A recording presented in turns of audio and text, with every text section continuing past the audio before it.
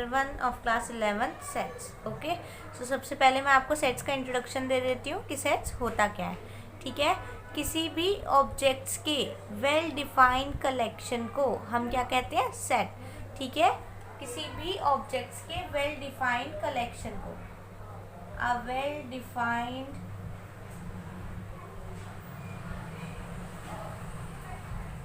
Collection of objects. ठीक है, किसी भी ऑब्जेक्ट्स के वेल डिफाइंड कलेक्शंस को हम क्या कहते हैं? सेट। ठीक है, अब सेट को हम दो तरीके से डिस्क्राइब कर सकते हैं, स्पेसिफाई कर सकते हैं। ठीक है, फर्स्ट होता है रोस्टर फॉर्म,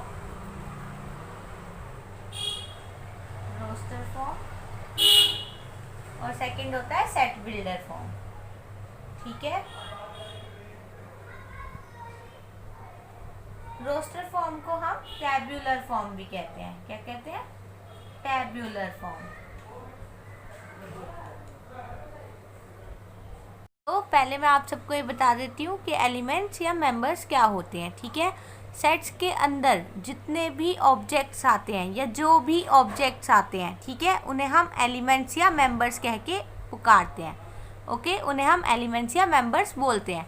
ठीक है, तो रोस्टर या टैब्यूलर फॉर्म में हम कैसे डिनोट करते हैं सेट को? रोस्टर या टैब्यूलर फॉर्म में हम हमेशा ब्रैकेट से डिनोट करेंगे। ठीक है, जितने भी एलिमेंट्स होंगे हम उन्हें ब्रैकेट्स के अंदर लिखेंगे। ठीक है, ब्रैकेट्स के अंदर लिखने के बाद हमें उनको कोमास से सेपरेट करना होता है। ओके, तो वो होती है रोस्टर या टैब्यूलर फॉर्म। अब सेट बिल्डर फॉर्म क्या होती है? सेट बिल्डर फॉर्म में होता है कि जितने भी सेट बिल्डर फॉर्म के अंदर एलिमेंट्स होंगे, ठीक है, वो एलिमेंट्स किसी एक ही प्रॉपर्टी को सेटिस्फाई कर रहे होंगे। ठीक है, ओके, चलो हम सब एक एग्जांपल लेके देख लेते हैं। ठीक है, एक रोस्टर फॉर्म का और एक टैब्यूलर फॉर्म का। ओके, तो अगर मैं एग्जांपल लेती हूँ, एक ऐसा सेट लेती हूँ जिसमें 1 to 7 तक एलिमेंट्स हैं, 1 to 7 तक नंबर हैं उसमें। ठीक है, तो जैसे कि मैंने लिखा 1 2 3 4 5 6 7। ठीक है, मैंने ये सेट लिया जिसमें मैंने इसे ब्रैकेट से डिनोट किया, ब्रैकेट के अंदर एलिमेंट्स लिखे और कॉमा से सेपरेट किए। ठीक है, तो ये हमारी कौन सी फॉर्म हो गई? Roster form. ओके, और अगर इसी सेट को मुझे सेट बिल्डर फॉर्म में लिखना है तो मैं कैसे लिखूंगी? सेट बिल्डर फॉर्म में हम इसे ऐसे लिखेंगे, x is to x belongs to N. ये बिलोंग्स टू का साइन है। ठीक है, बिलोंग्स टू का मतलब होता है कि कोई भी सेट, अगर कोई भी एलिमेंट किसी सेट में है तो उसे हम क्या कहेंगे कि ये एलिमेंट इस सेट से बिलोंग कर रहा है। ठीक है, और यहाँ पे कैपिटल एन का मीनिंग है नेचुरल नंबर्स। ओके, तो हमने यहाँ पे लिखा x is to x belongs to n, और जहाँ पे x होगा लेस देन 8। ओके, यहाँ पे x जो होगा वो क्या होगा? एलिमेंट्स। ठीक है, यहाँ पे देखो मैंने इस ग्रुप में एलिमेंट्स कितने लिए थे?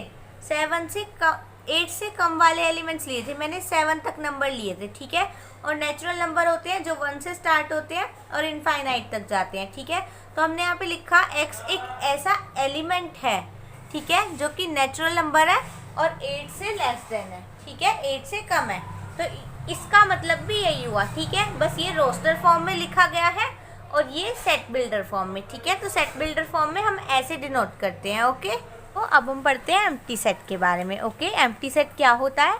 एम्प्टी सेट देखो जैसे कि नाम से ही पता लग रहा है, एम्प्टी। एम्प्टी मीन्स खाली। ठीक है, एक खाली मीन्स हो गया यहाँ पे जिसमें कोई भी एलिमेंट ना हो, एक ऐसा set which contains no element. ठीक है, जिसमें कोई भी एलिमेंट ना हो, ठीक है, वो होगा एम्प्टी सेट। ठीक है, तो उसको हम दो और नामों से भी जानते हैं। एम्प्टी सेट को हम नल सेट भी बोलते हैं और वॉइड सेट भी बोलते हैं। क्या बोलते हैं? नल और वॉइड। ओके, देखिए एम्प्टी सेट होता क्या है। ठीक है, एम्प्टी सेट होता है नल या वॉइड सेट।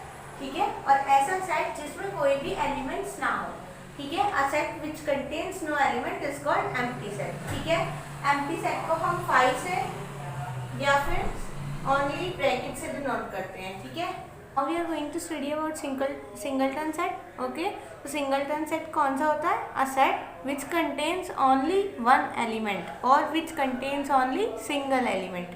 ओके, एक ऐसा सेट जिसके अंदर एक ही एलिमेंट या मेंबर हो.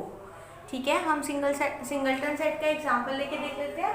जैसे कि मैंने लिखा है यहाँ पे ब्रैकेट के अंदर 4, तो इसके अंदर एक ही एलिमेंट है, एक ही मेंबर है, तो ये क्या हो गया? Singleton set. ओके.